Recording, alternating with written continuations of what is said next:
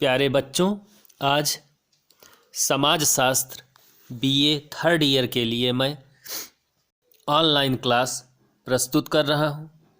आज का पहला टॉपिक है समाज शास्त्र का उद्भव, सामाजिक दर्शन से समाज शास्त्र की ओर संक्रमण। अगर हम दर्शन को समझना चाहें तो दर्शन किसी भी समस्या का, किसी भी परिस्थिति में उसका समाधान प्रस्तुत करने का प्रयास करता है। यह समाधान तार्किक होता है, भले व्यक्ति उस समाधान की प्रक्रिया तक पहुंच पाए या ना पहुंच पाए, लेकिन दर्शन का कार्य यही होता है कि वह सभी समस्याओं का एक तार्किक समाधान प्रस्तुत कर सके। यह व्यक्तिगत होता है क्योंकि व्यक्ति ही, कोई एक चिंतक ही, कोई एक थिंकर ही समस्याओं को समझकर उसके निदान का मार्ग प्रशस्त करता है या प्रस्तुत करता है। तो सामाजिक दर्शन का तात्पर्य आज तक के इतिहास में या वर्तमान समाज में जो भी समस्या है या समस्याएं इतिहास में जो भी रही हैं, उन समस्याओं को समझकर उसके निदान का एक निष्कर्ष या एक मार्ग प्रस्तुत करना ही सामाजिक दर्शन है।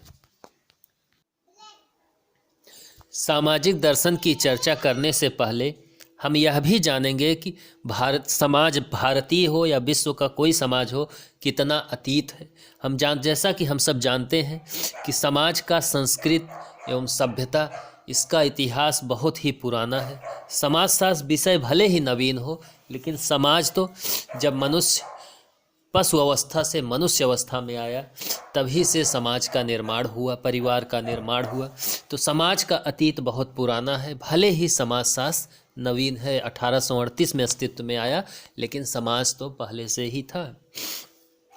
अब सामाजिक दर्शन को अगर हम समझना चाहें भारत के संदर्भ में, तो वैदिक संस्कृत में भी, वैदिक ज्ञान के द्वारा भी हम जानते हैं, वैदिक संस्कृत के आधार पर जो हमें प्रतिलिपियां प्राप्त हैं, जो किताबें हैं जिसमें वर्णित है वैदिक संस्कृत के बारे में, उन सब से हम यह जान गए हैं कि उस समय भी, वैदिक काल में भी सामाजिक विभाजन, श्रम का विभाजन, व्यवहार के नियम, समाज में पारस्परिक संबंध, व्यक्ति का सामाजिक व्यवस्था से संबंध, इन सब के बारे में विस्तृत जानकारी हमें प्राप्त होती है।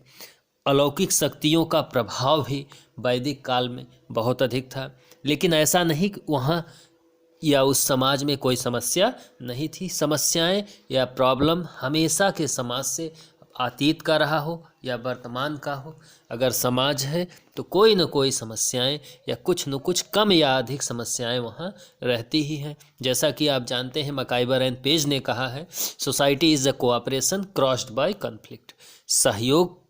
समाज एक सहयोगात्मक संघर्ष है। सहयोग तो है लेकिन संघर्ष जनित है, लेकिन यह संघर्ष नाम मात्र का है। माना जाता है कुछ संघर्ष अगर रहेंगे तभी समाज अपने पूर्ण अस्तित्व को बनाए रखता है। जैसा आप जानते हैं कि अगर दुख व्यक्ति के जीवन में बिल्कुल ना हो तो वह सुख के महत्व को नहीं समझ सकता। तो कभी कभी विपरीत परिस्थितियां भी समाज को जोड़ने का, समाज को एकीकृत करने का काम करती हैं।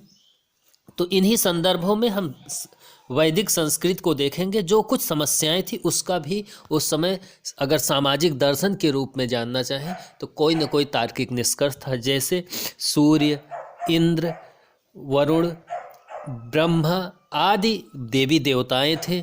इन देवी आदि देवताओं के माध्यम से लोगों के यज्ञ द्वारा या अन्य सामाजिक अनुष्ठान द्वारा समस्याओं का समाधान करने का प्रयास किया जाता था। कर्मकांड एक ऐसी स्थिति है जिसमें साधन ही साध्य हो जाते हैं। हमने कर्मकांड किया तो हमें लगता है इस कर्मकांड करने से हमारी जो भी छोटी बड़ी कुछ समस्याएं हैं वह समाधान हो जाएंगी। तो यही सामाजिक दर्शन है कि जो कुछ भी समस्याएं, चाहे हमने उसे ईश्वरीय आधार पर सॉल्व करने का प्रयास किया या वर्तमान में जो संसाधन है उसके आधार पर सॉल्व करने का प्रयास किया या तार्किक रूप से उसे हमने एक रास्ता बता दिया, तो यही क्या है, सामाजिक दर्शन है। इसी सामाजिक दर्शन के आधार पर हम देखेंगे कि कैसे सामाजिक दर्शन से समस्या का समाधान करने से एक समाजशास्त्र में हमारा यह विषय तब्दील हो गया। समाजशास्त्र का मतलब वैज्ञानिक अध्ययन, जो हमारे समाज में समस्या है उसका हम वैज्ञानिक निष्कर्ष प्रस्तुत करेंगे। दर्शन तो तार्किक निष्कर्ष था, वो हम पर उपलब्ध हो पाए, वह संसाधन हमें उपलब्ध हो पाएगा या नहीं, इसका दर्शन हमें कोई उत्तर नहीं देता था। लेकिन समाजशास्त्र जो वैज्ञानिक है हमें उन संसाधनों तक, जहाँ जो हमारे पास संसाधन है उन संसाधनों तक अगर हमारी पहुँच है तभी समाजशास्त्र हमें वह अध्ययन करने के लिए, तभी उन्हीं चीज़ों का तभी हमारे समाजशास्त्र में अध्ययन किया जाता है जो हमारे पहुंच में हो। जबकि सामाजिक दर्शन में हम सिर्फ तार्किक जो व्यक्तिवादी भी होता है, क्योंकि कोई व्यक्ति समाज के बारे में जो समस्याएं हैं उसका तार्किक निष्कर्ष देता है। तो यह दो बड़ा अंतर सामाजिक दर्शन एवं समाजशास्त्र में है। सामाजिक दर्शन तार्किक निष्कर्ष प्रस्तुत करता है, यह व्यक्तिवादी होता है, जबकि समाजशास्त्र वैज्ञानिक अध्ययन करता है, वैज्ञानिक निष्कर्ष प्रस्तुत करता है और यह व्यक्तिवादी नहीं होता। ऐसा नहीं कि हमने कोई समस्या का समाधान बताया तो हम ही उस प्रक्रिया पर चलकर समाधान तक पहुंच सकते हैं, कोई दूसरा नहीं। जबकि वैज्ञानिकता का यह मतलब होता है कि अगर हम किसी समस्या तक पहुंच सकते हैं, समाधान तक, तो अन्य कोई भी अगर समस्या का समाधान उसे करना चाहे तो उस प्रक्रिया के द्वारा उसे समाधान मिल सकता है। तो यही समाज का अध्ययन हम समाजशास्त्र में करते हैं। इस तरह हम देखते हैं कि सामाजिक दर्शन एक विचार है जो तथ्य के आधार पर तर्क द्वारा एक दिशा देने का प्रयास करता है। यूरोप में जब धन प्रतिष्ठा कुछ सीमित लोगों तक ही था तो अधिकांश जनता भूखमरी, बेरोजगारी एवं दीनहीन जीवन जीने को विवश थी। ऐसे में रूसो, मॉन्टेस्क्यू, प्लेटो आदि सामाजिक चिंतकों ने इस इंगित को या इस दशा को, जो वास्तविक दशा थी, इसे सिर्फ इंगित ही नहीं किया बल्कि इसके समाधान की तरफ भी एक तार्किक निष्कर्ष प्रस्तुत किया। यही जो तार्किक निष्कर्ष प्रस्तुत किया इसी को सामाजिक दर्शन कहते हैं। तार्किक निष्कर्ष प्रस्तुत करना सामाजिक दर्शन है, जबकि सामाजिक घटनाओं का यथार्थ अध्ययन समाजशास्त्र हो जाता है। सर्वप्रथम प्लेटो ने अपनी पुस्तक रिपब्लिक में व्यक्ति, राज्य और समाज के बारे में विचार व्यक्त किया। उन्होंने सामाजिक स्तरीकरण, व्यक्तित्व एवं राज्य की भूमिका पर विशेष बल दिया। उनके अनुसार राज्य का यह कर्तव्य है कि वह अपने नागरिकों के व्यक्तित्व विकास के लिए पर्याप्त सुविधाएं उपलब्ध कराए। प्लेटो यह भी मानते थे कि सभी लोगों में शारीरिक, मानसिक क्षमताएं समान नहीं होती, अतः समान सुविधाओं के बावजूद समाज में उच्चता या निम्नता, जिसे स्तरीकरण कहते हैं, इसका हो जाना स्वाभाविक होता है। अरस्तु ने मनुष्य को राजनैतिक प्राणी माना है और राज्य को एक नैतिक संस्था के रूप में व्याख्यायित किया है। अरस्तु के अनुसार मनुष्य को केवल नैतिकता तक ही सीमित रहना उचित नहीं है, बल्कि बौद्धिक योग्यता, पराक्रम, प्रतिष्ठा आदि ऐसे गुण हैं जो लोगों को आदर्श व्यक्ति बना सकता है। मॉन्टेस्क्यू ने अपनी पुस्तक द स्पिरिट ऑफ लॉ में लिखते हैं कि सत्ता का एक स्थान पर केंद्रीकरण नहीं होना चाहिए, अर्थात सत्ता किसी एक व्यक्ति के पास नहीं होनी चाहिए। सत्ता का केंद्रीकरण ना होकर विकेंद्रीकरण हो, जैसा हम भारत में जानते हैं सत्ता का विकेंद्रीकरण है, डिसेंट्रलाइजेशन ऑफ पावर है। इसके तहत केवल विधानसभा या लोकसभा ही नहीं बल्कि पंचायती राज के माध्यम से एक छोटे से गांव को भी बहुत सारे अधिकार प्रदान किए हैं, जिसके द्वारा वह अपने गांव का विकास कर सकता है। इन्हीं अर्थों में मॉन्टेस्क्यू भी कहते हैं कि सत्ता का एक स्थान पर केंद्रीकरण नहीं होना चाहिए। मॉन्टेस्क्यू अधिकारों के पृथक्करण एवं व्यक्ति की स्वतंत्रता के पक्ष में थे।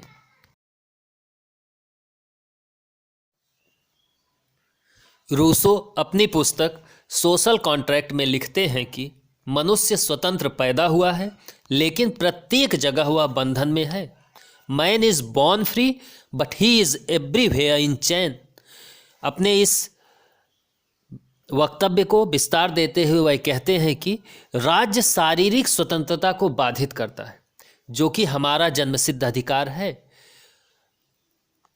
वह आगे कहते हैं कि सत्ता को सामाजिक स्वीकृति मिलनी चाहिए। उनके अनुसार ऐसा न हो कि कोई राजा है और उसका पुत्र फिर राजा बन जाए, जबकि होना यह चाहिए कि राजा और उसका पुत्र या जो भी हमारे देश का प्रधानमंत्री हो या राजा हो, उसका प्रतिनिधित्व जनता में अवश्य होना चाहिए, अर्थात जनता द्वारा वह चुना जाना चाहिए, मनमानी पन्ना हो, ऐसा रूसो कहते हैं। यही सब जो इन्होंने सामाजिक दर्शन दिया, जो तार्किक निष्कर्ष दिया, यह समाज के निर्माण में अर्थात समाजशास्त्र के उद्भव में इसका बहुत ही बड़ा योगदान रहा है। इसी सामाजिक दर्शन से प्रभावित होकर फ्रांसीसी एवं औद्योगिक जैसी दो महान क्रांतियां हुई और क्रांति के परिणाम स्वरूप समाज में बदलाव आया। 19वीं शताब्दी में सेंट साइमन पहले व्यक्ति थे जिन्होंने यह विचार व्यक्त किया कि फ्रांसीसी एवं औद्योगिक क्रांति के परिणाम स्वरूप जो समाज अस्तित्व में आया है या समाज में जो परिवर्तन हो चुका है, इसका यथार्थ अध्ययन करने के लिए एक नए सामाजिक विज्ञान की आवश्यकता है। एक नए सामाजिक विज्ञान का निर्माण अवश्य होना चाहिए। इसके बाद समाज के विज्ञान होने की आवश्यकता को धीरे धीरे मान्यता मिलने लगी।